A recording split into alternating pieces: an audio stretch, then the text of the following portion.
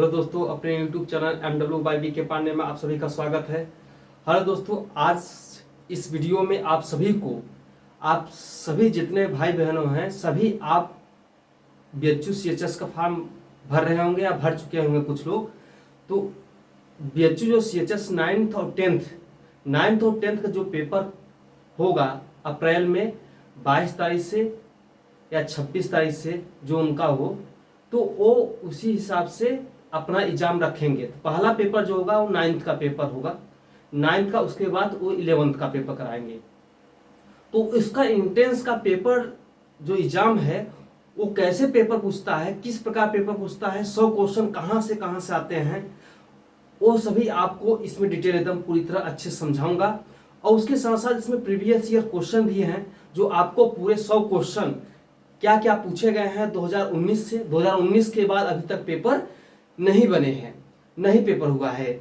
और उसके साथ साथ क्या पूछा गया है, हिंदी कैसे पूछा, मैथ रीजनिंग नहीं पूछा गया, आपका जीके संविधान में क्या पूछा गया है, करंट अफेयर्स कितना है, वो सभी आपको इस वीडियो में बताऊंगा बहुत अच्छे से। तो आइए आप इस वीडियो को पूरा अंत तक देखिएगा, जिसमें आपका 2019 का एक पेपर है। 2019 में पेपर हुआ था आपका BHU CHS का, ठीक है। तो बहुत लोग इसमें एग्जाम दिए थे। उसके बाद अभी कोरोना के बाद अभी तक इसका पेपर नहीं हुआ है। तो पहला इसमें क्वेश्चन आप देखिए कि इसमें सबसे इंपॉर्टेंट बात है, काशी हिंदू विश्वविद्यालय सेंट्रल हिंदू स्कूल है। यह बॉय और गर्ल्स दोनों के लिए है, जो सभी लोग दोनों लोग भर सकते हैं। आप प्लीज एंट्रेंस एग्जाम जो है, फॉर्म जो है उसका आप जरूर भरिए, पैसा न देखिए, सिर्फ आप उसमें आप अप्लाई करिए, उसके बाद उसमें आप अच्छे से तैयारी करिए। तो पहला क्वेश्चन इसमें हिंदी में, सबसे पहले शुरू कर रहा हूं हिंदी। तो हिंदी में सबसे पहला क्वेश्चन है कि आदरणीय में प्रत्यय क्या है। ये आपका प्रत्यय आप जानते हैं कि आप 8 में प्रत्यय पढ़े होंगे। तो 8 में जब प्रत्यय पढ़े होंगे तो आदरणीय में प्रत्यय आप जानते होंगे। आदरणीय में प्रत्यय कौन सा है? तो आदरणीय में प्रत्यय होता है अनि। अनि कैसे आया प्रत्यय, वो भी आपको डिटेल एकदम। इसमें एक खासियत है, खासियत यह है कि इसमें आपको डिटेल अच्छी तरह से नियम कानून सब बताते चलेंगे पूरी तरह, ठीक है। तो आदरणीय में प्रत्यय कौन सा है? तो आप कहेंगे अनि। अनि कैसे प्रत्यय है, आप इसका थोड़ा सा आप ध्यान दीजिएगा। इसका जानते हैं प्रत्यय जब निकालते हैं तो एक शब्द होता है, शब्द के अनुसार, मतलब शब्द आप निकालते हैं तो जो बचता है वही वो प्रत्यय बचता है, चाहे वो उपसर्ग हो और चाहे आपका प्रत्यय हो। तो आप जानते हैं इसको आप आदरणीय को करेंगे तो इसका हो जाएगा आदर,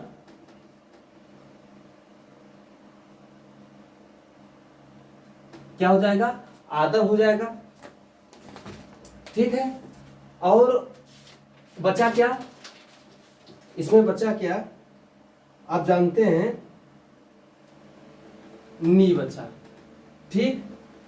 तो आप जानते हैं, मैं आपसे बताया था कि नी के पहले आप देखते हैं यहाँ पे अ छुपा है। आप जानते हैं कि जो स्वर होता है, अस्वर होता है, वो पूरी तरह हर शब्दों में छिपा रहता है। इसमें आप हलंत लगाएंगे तो आप जानते हैं यहाँ अ हो जाएगा। तो इसका पता चल गया कि ये अनि कैसे आया आपका। तो आदरणीय में आदर एक क्या हो गया आपका शब्द हो गया, आदर किस सम्मान देते हैं, और अनि जो है एक प्रत्यय हो गया। दूसरा क्वेश्चन है नमस्ते। नमस्ते में आपका संधि क्या है? तो आप जानते हैं यह विसर्ग संधि है। विसर्ग संधि में आप जानते हैं कि नमः प्लस ते, नमः प्लस ते, ये आपका नियम लगेगा। इसमें कैसे नियम लगता है आपको थोड़ा इसमें ध्यान दीजिएगा। यहाँ नियम आपको लिखता हूं बहुत अच्छी तरह से। आप जानते हैं विसर्ग के बाद, मैं संधि पढ़ाया हूं, अब चाहे तो उस वीडियो को देख लीजिए विसर्ग संधि। विसर्ग के बाद आपका च छ हो, क्या हो? च छ हो या ट ठ हो, ठीक, या त थ हो। तो आप जानते हैं क्या यहाँ पे कौन सा है, कौन सा सा है? जानते हैं आप दंतोस सा है। तो दंतोस सा है तो आप जानते हैं विसर्ग के बाद त है तो क्या हो जाएगा? स हो जाएगा, दंतोस सा। और ट ठ के बाद मूर्धन स हो जाता है और च छ के बाद तालव्य स हो जाता है। इसको कौन सा स नाम जानते हैं यह भी आपको बताएंगे, कौन कौन सा होते हैं, कौन सा तालव्य स होता है। तो आप अभी जान लीजिए कि यह तालव्य स होता है, यह मूर्धन स होता है, ये दंतो स होता है। ठीक, अब इसमें जानिए। उसके बाद दूसरा क्वेश्चन, तीसरा क्वेश्चन पूछता है कि प्रत्येक वर्ग का पहला और दूसरा, प्रत्येक वर्ग का पहला और दूसरा क्या होता है। आप वर्णमाला पढ़े होंगे, वर्णमाला में आप जानते हैं कि वर्णमाला जब पढ़े होंगे तो उसमें लिखा है कि प्रत्येक वर्ग का पहला और दूसरा क्या होता है, अघोष होता है। आप जानते हैं अघोष और सघोष बोलते हैं वर्णमाला में। तो जब वो अघोष और सघोष बोलते हैं तो आप जानते हैं वर्णमाला में कि व्यंजन के साथ साथ स्वर भी होते हैं। तो जो अघोष होता है और जो सघोष होता है, दोनों में अंतर होता है। आप याद करने का ट्रिक है, अघोष माने आगे रहता है और सघोष मतलब पीछे रहता है। तो अघोष मतलब हो गया कि पहला और दूसरा, ये अघोष हो गया आगे, और जो पीछे बचा जो तीनों वो क्या हो जाता है, सघोष। मतलब पहला अघोष का मतलब होता है कि क ख च छ, ठीक, ट ठ, ये जो शुरुआती के हैं ये क्या हो जाते हैं, अघोष होता है। और जो सघोष होते हैं क्या होते हैं, जो सघोष होते हैं जो उसके साथ स्वर भी होता है, वह तीसरा चौथा पांचवा होता है। ग घ अंग, ज झ इय, ड ढ अण, द ध न, ये क्या होते हैं, हमारे सघोष होते हैं। तो आप जानते हैं कि पहला और दूसरा क्या होता है, पहला और दूसरा क्या हो जाएगा, सघोष, और अघोष हो जाएगा। और सघोष क्या होता है, सघोष जान लीजिए, सघोष हो जाता है पहला, दूसरा और तीसरा। ठीक, इसके साथ पूरे स्वर होते हैं। क्या होते हैं, पूरे स्वर आते हैं। क्या आते हैं, पूरे स्वर आते हैं। उसके बाद क्या आता है, इसमें स्वर के बाद आता है क्या, इसमें आता है स्वर के साथ साथ आता है, इसमें आपका आता है स्वर के साथ साथ आपका अंतस्थ व्यंजन आता है। क्या आता है, अंतस्थ व्यंजन आते हैं। कौन कौन से, य, र, ल और व। उसके साथ साथ ह आता है। क्या आता है, ह आता है। एक बार वीडियो देख लें चल रहा है कि नहीं चल रहा है, क्या चल रहा है, सही है। तो क्या क्या होता है सघोष में, सघोष में तो सॉरी सघोष में तीसरा चौथा पांचवा होता है। पहला दूसरा तो हो गया, तो क्या हो जाएगा, सघोष में क्या हो जाता है, सघोष में तीसरा चौथा पांचवा पूरे स्वर होते हैं। य र ल व ह होता है। और जो तीनों स्वर होते हैं क्या होते हैं, जो तीनों स्वर होते हैं वो इसमें आते हैं। किसमें, अघोष में। तीनों स्वर तालव्य स्वर, मूर्धन स्वर और दंतोस स्वर क्या आते हैं। जो अघोष होता है तालव्य स्वर, मूर्धन स्वर, दंतोस स्वर, तीनों स्वर जो होते हैं पहला दूसरा और तीसरा, तीनों स्वर वो आते हैं अघोष में। और सघोष में तीसरा चौथा पांचवा आता है, पूरे स्वर आते हैं। और पूरे स्वर में मतलब कितने स्वर, आपके 11 पूरे आते हैं। उसके बाद य र ल व और ह आते हैं। ठीक, क्या आते हैं, य र ल व ह आते हैं। तो मैंने कहा था कि आपको इसमें बताते जाऊंगा, नियम आपको समझाता जाऊंगा। ठीक, थोड़ा सा वीडियो आपका बड़ा लगेगा तो आप इससे डरिएगा नहीं, आपके लिए ही वीडियो बनाया जा रहा है। ठीक, किसके लिए बनाया जा रहा है, आप सभी के लिए बनाया जा रहा है, तो इसमें आप घबराइएगा नहीं। आप जानते हैं रघुपति राघव राजा राम, और आगे आप बताइए कमेंट बॉक्स में, रघुपति राघव राजा राम, पति जानते हैं, उसके आगे आप बताइएगा रघुपति राघव राजा राम, इसमें कौन सा अलंकार है। तो आप जानते हैं किसी भी लाइन वाक्य में जो शुरुआती के प्रथम अक्षर जो होते हैं, प्रथम जो अक्षर होते हैं जो बार बार रिपीट होते हैं, क्या होते हैं, बार बार रिपीट होते हैं, वही अनुप्रास अलंकार होता है। तो बार बार क्या रिपीट हो रहा है, र र र र। जो बार सब पहले शब्द के पहले जो अक्षर होते हैं जो बार बार रिपीट हो हर शब्द में, तो वह क्या होता है, अनुप्रास अलंकार होता है। क्या होता है, अनुप्रास अलंकार। आप परिभाषा थोड़ा सुन लीजिए, अनुप्रास अलंकार क्या होता है। अनुप्रास अलंकार का परिभाषा होता है कि आप जानते हैं कि जिन वाक्यों में एक ही वर्ण का उच्चारण बार बार होता है वहां अनुप्रास अलंकार होता है। तो मैं एक परिभाषा के रूप में उसको अच्छे समझा दिया, तब आपको परिभाषा बताया। ठीक, तो क्या हो जाता है, अनुप्रास अलंकार हो जाएगा। क्या हो जाएगा, अनुप्रास अलंकार हो जाएगा। फिर 5वां क्वेश्चन आप देखिए, राम की गाय, किसकी गाय, राम की गाय, किसकी गाय, राम की गाय बहुत काली है। राम की गाय बहुत काली है, तो बोल रहा है कि बहुत जो शब्द है, क्या, बहुत जो शब्द है वह क्या है, तो बहुत शब्द क्या है, यहाँ पे प्रविशेषण है। कैसे है, कैसे आया वो बताता हूं आपको। बहुत कैसे कहा गया, बहुत को ये आप जानते हैं विशेषण है, लेकिन प्रविशेषण कैसे हो गया ये बताता हूं।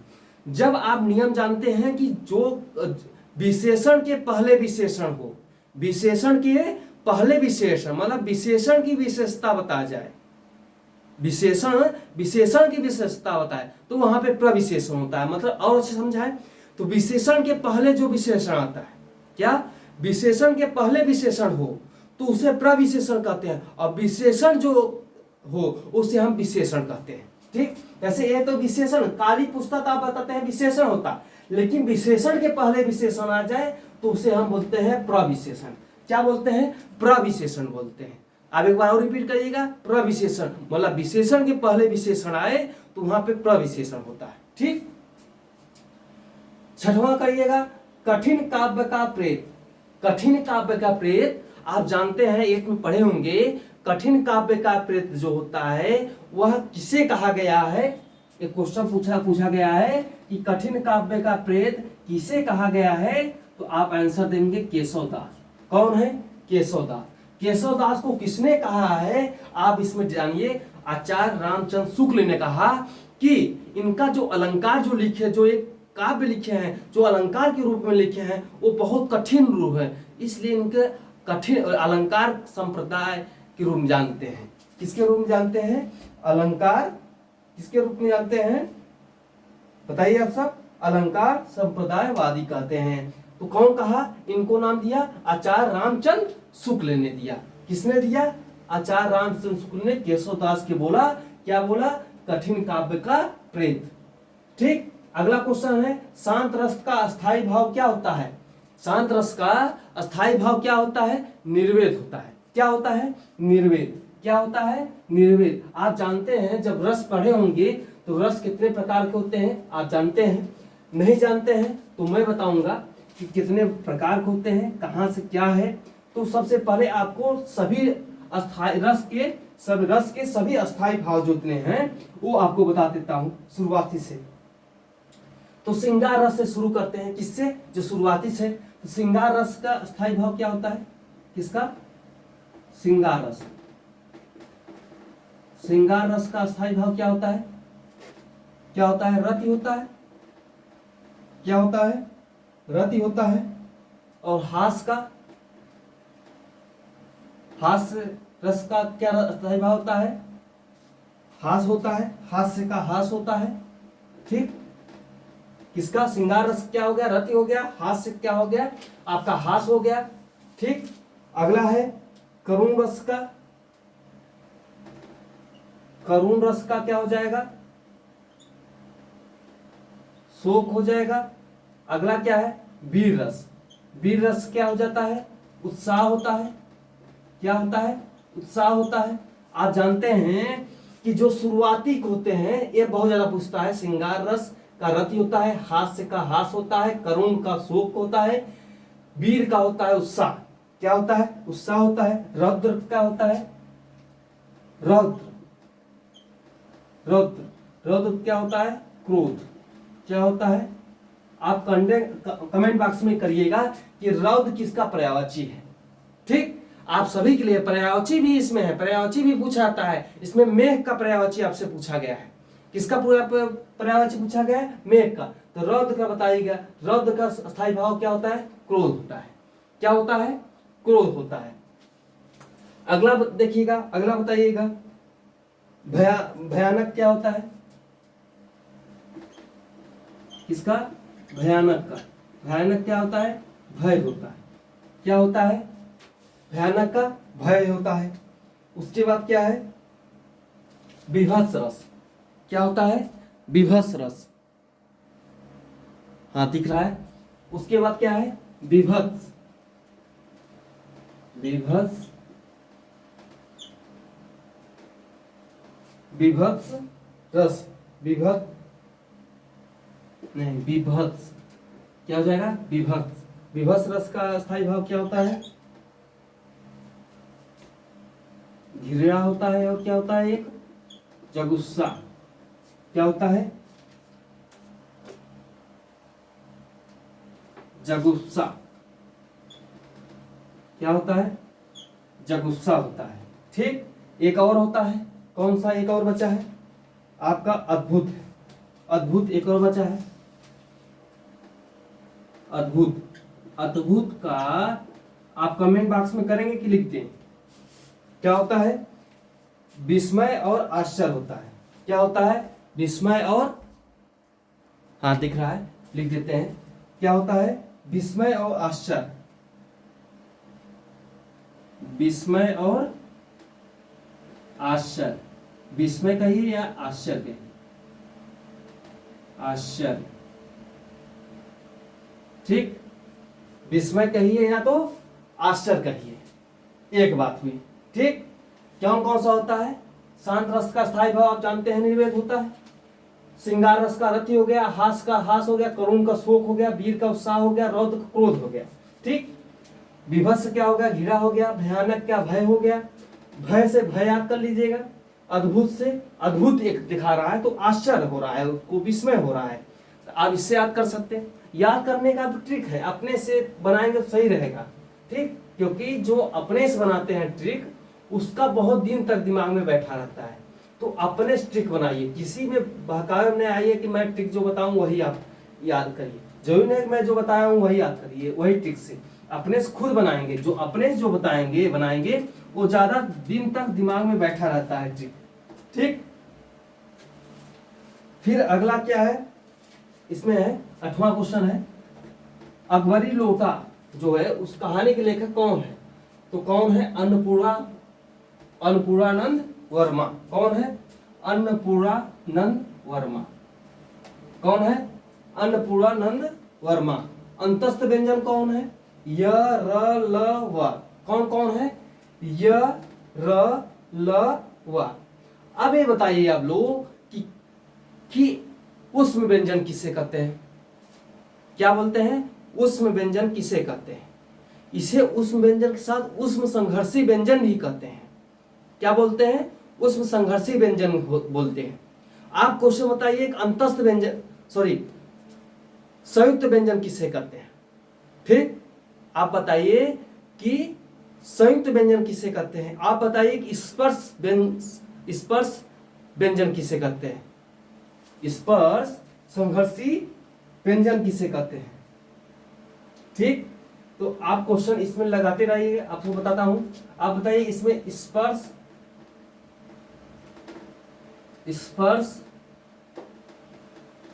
संघर्षी, ये ऊपर का हो गया ना, तो यहां अच्छा से बताता हूं, सबसे अच्छा।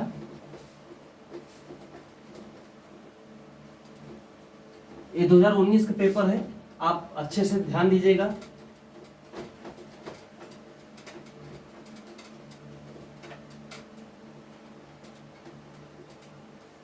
यहां आपको बताता हूं। देखिए, पूछता है स्पर्श संघर्षी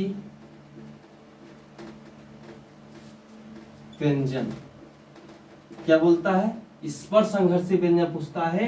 और एक पूछता है ऊष्म व्यंजन। क्या पूछता है? ऊष्म या ऊष्म संघर्षी व्यंजन। दोनों में अंतर ध्यान दीजिएगा। ठीक। स्पर्श जब पूछे, स्पर्श संघर्षी व्यंजन, तो क्या हो जाएगा? च, छ, ज और झ होगा। ठीक। और ऊष्म या ऊष्म संघर्षी व्यंजन पूछेगा तो क्या बताएंगे आप? जो ऊष्म के द्वारा होता है, तीनों स होता है, तालव्य स, मूर्धन स, दंत स, और एक और होता है ह। ठीक, तो ये क्या हो गया, उष्म व्यंजन कहते हैं, उष्म संघर्षी व्यंजन कहते हैं। ठीक, और 4 जो है स्पर्श संघर्षी व्यंजन कहते हैं। एक क्वेश्चन और पूछता है कि अंतस्थ व्यंजन के बाद, किसके बाद, अंतस्थ व्यंजन के बाद जो 4 व्यंजन आते हैं, कौन कौन से, स स स ह, अंतस्थ व्यंजन के बाद कितने, 4 पूछेगा, अंतस्थ व्यंजन के बाद 4 व्यंजन जो आते हैं उसे क्या कहते हैं, तो उष्म व्यंजन या उष्म संघर्षी व्यंजन। ये पेपरों में काफी हद से ज्यादा क्वेश्चन पूछता है। या पूछता है आपसे कि अंतस्थ व्यंजन और उष्म या उष्म संघर्षी व्यंजन की कुल संख्या कितनी है। ठीक, या तो आप बता देंगे 4 4 दूनी 8। एक और क्वेश्चन समझिए कि अंतस्थ व्यंजन की संख्या कितनी होती है, ये पूछेगा कितने बताएंगे 4। उष्म संघर्षी व्यंजन की संख्या पूछेगा कितना बताएंगे 4। स्पर्श संघर्षी व्यंजन कौन कौन से होते हैं, ये संख्या नहीं पूछी जाती है तो आप बताओगे च छ ज छ। लेकिन वो अंतर मतलब इससे पूछते हैं इसलिए है इसको दोनों को, क्योंकि इनमें कंफ्यूजन होता है सबको। ठीक, तो कंफ्यूजन आप समझ लीजिए कि जो स्पर्श किया जाए, जो स्पर्श करते हैं उसके च छ ज छ होता है स्पर्श संघर्षी व्यंजन, और जो संघर्ष मतलब जो घर्षण करे मुंह से, क्या क्या, सॉरी, स जब आप मुंह से बोलते हैं तो ताल जो है ऊपर क्या होता है, छूता है, तो संघर्ष करता है। तीनों स बोलेंगे, ह बोलेंगे, छूता है। ठीक, तो ए स को क्या बोलते हैं, तो आप जानते हैं तालव्य बोलते हैं। क्या बोलते हैं, तालव्य स बोलते हैं। ठीक, इसको क्या बोलते हैं, मूर्धन्य बोलते हैं। क्या मूर्धन्य है, मूर्धन्य,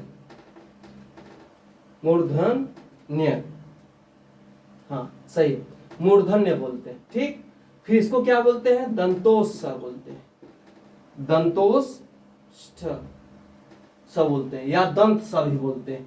इसे बोलते हैं काकल्य बोलते हैं। क्या बोलते हैं, काकल। ठीक, क्या बोलते हैं, काकल्य बोलते हैं। सही दिखा है, क्या बोलते हैं, काकल्य बोलते हैं।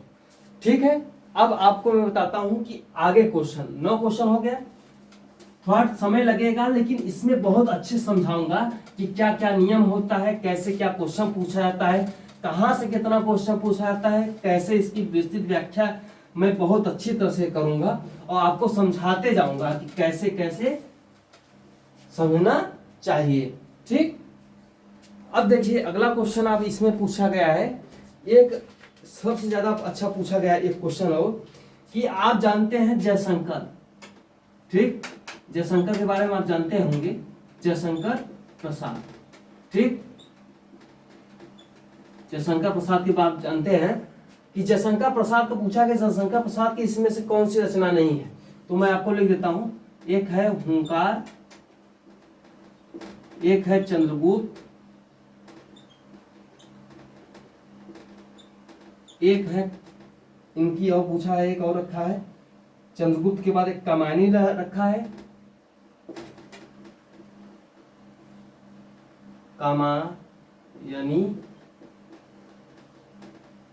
कामानी रखा है।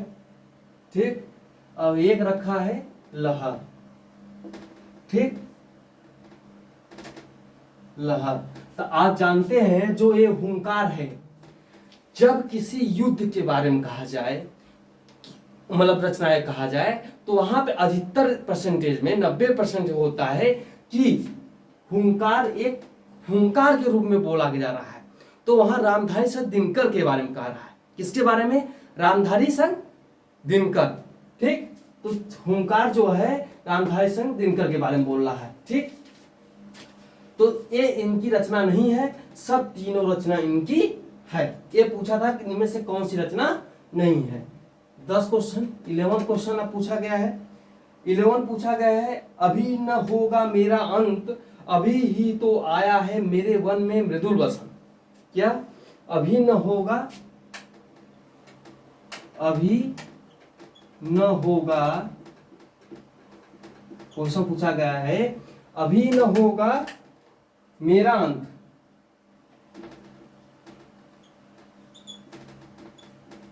मेरा अंत अभी अभी ही तो आया है, अभी अभी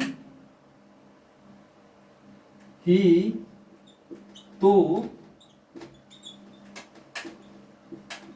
आया है, मेरे वन में मृदुल वसंत, मेरे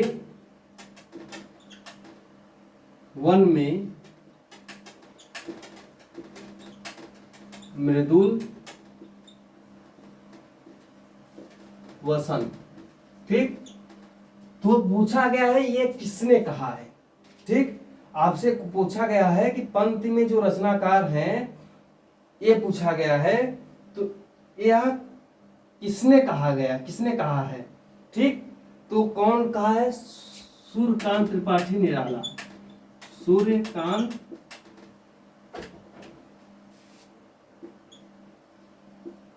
त्रिपाठी निराला जी ने कहा। किसने कहा, सूर्यकांत त्रिपाठी निराला ने कहा है। ठीक, और उनकी ये कहां पे बोले हैं कि अभी न होगा मेरा अंत, अभी अभी ही तो आया है, मेरे वन में मृदुल वसंत।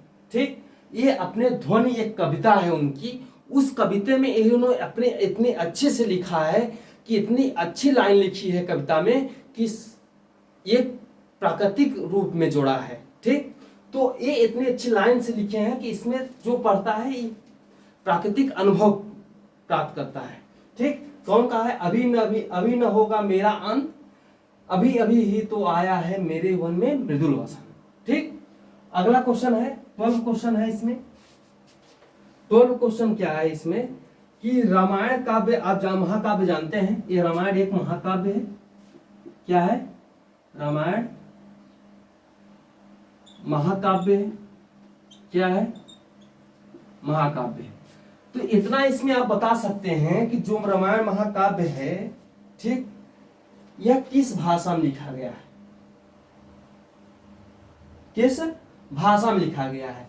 तो आपको एक कमेंट बॉक्स में आप करिएगा। इतना तो आप पढ़ते होंगे, नहीं जानते हैं तो अपने पिता से पूछें, तो आप जरूर अच्छे से बताएंगे। ठीक, फिर इसके बाद 13 आप क्वेश्चन आप देखिए।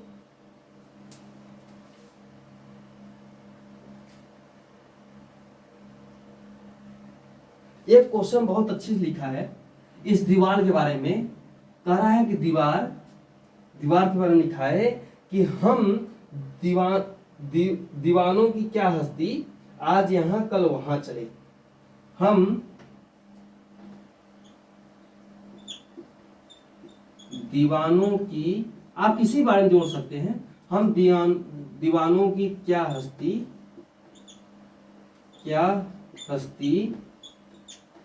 हम दीवानों की क्या हस्ती, आज यहां कल वहां चले। आज यहां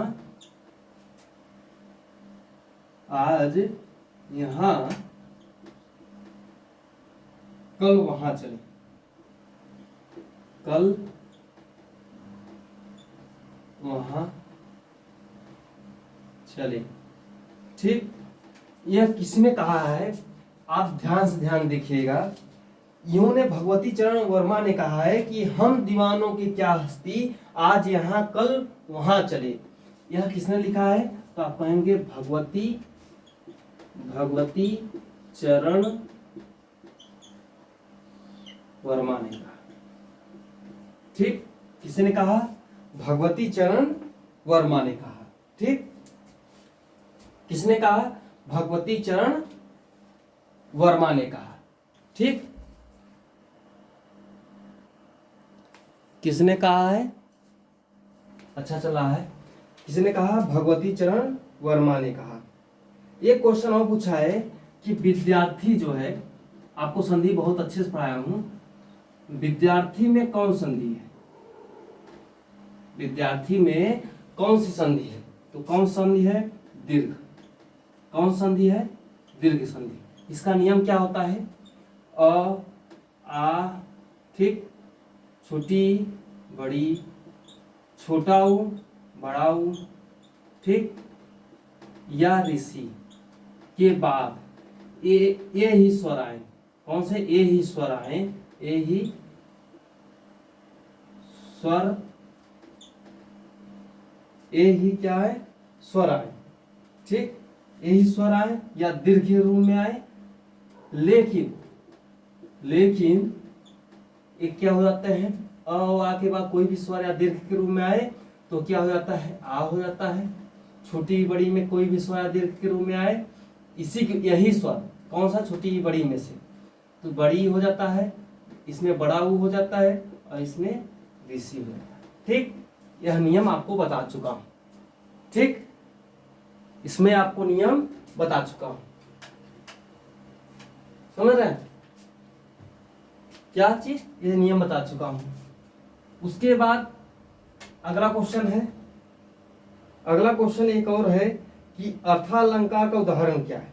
एग्जाम्पल पूछा था कि अर्थालंकार का जो भेद होता है, अर्थालंकार का जो भेद होता है इनमें से कौन सा है। ये बहुत ज्यादा पूछा था कि अर्थालंकार जो भेद होते हैं वह कौन कौन से होते हैं। इसमें से इतना ऑप्शन इतना सरल रख दिया था, कोई भी बता देगा। यहाँ रखा था उपमा अलंकार, लिखा था उपमा अलंकार रखा था। दूसरा क्वेश्चन रखा था आपका यमक अलंकार रखा था। ठीक, तीसरा क्वेश्चन रखा था दीर्घ और वृद्धि, इसमें संधि रख दिया था, दीर्घ और वृद्धि। ठीक, तो आप जानते हैं कौन सा हो जाएगा? आप जानते हैं कि उपमा हो जाएगा। अब जान दीजिए अर्थालंकार में कौन कौन सा आता है। उपमा अलंकार आता है, इसके साथ इसका भाई जरूर आएगा उत्प्रेक्षा अलंकार। ठीक, उत्प्रेक्षा आया, उत्प्रेक्षा के बाद क्या होता है? रूपक भी रहता है इसमें, रूपक अलंकार, संदेह अलंकार रहता है। और एक और सबसे ज्यादा प्रसिद्ध है अतिशयोक्ति अलंकार होता है। कौन सा? अतिशयोक्ति अलंकार रहता है। और एक होता है प्रतीक अलंकार। ठीक, इतना होता है। अब इसी साथ एक चीज और जान लीजिए कि शब्दालंकार में कौन कौन सा आता है। कौन से? शब्दालंकार में। ठीक, इसमें शब्दालंकार में, शब्दालंकार में कौन कौन सा आता है?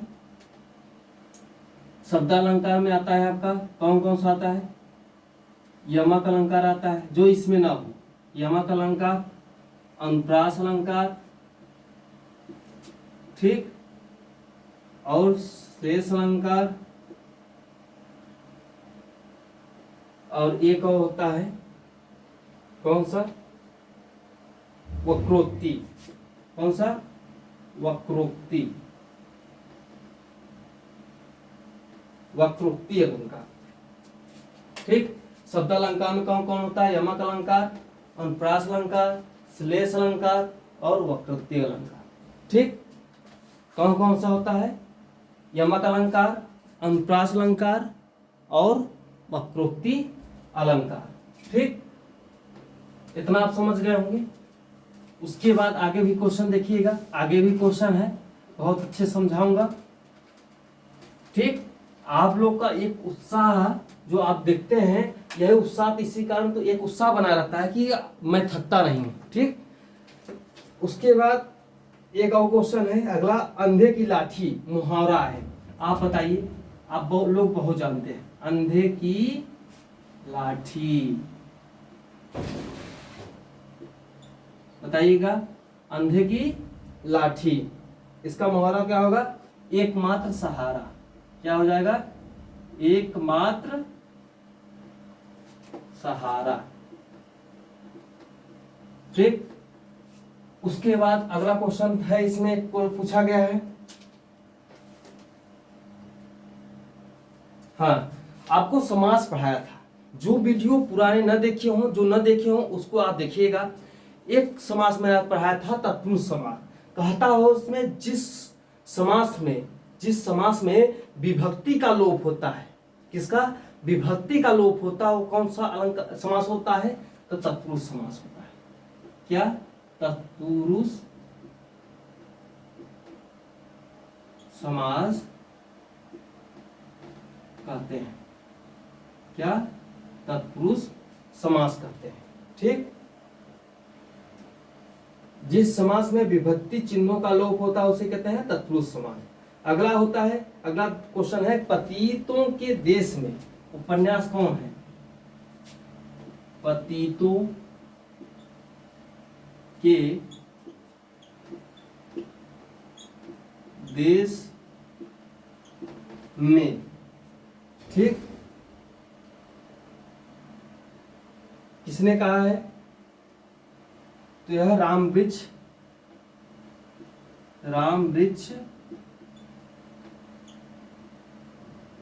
बेनीपुरी। किसने कहा है?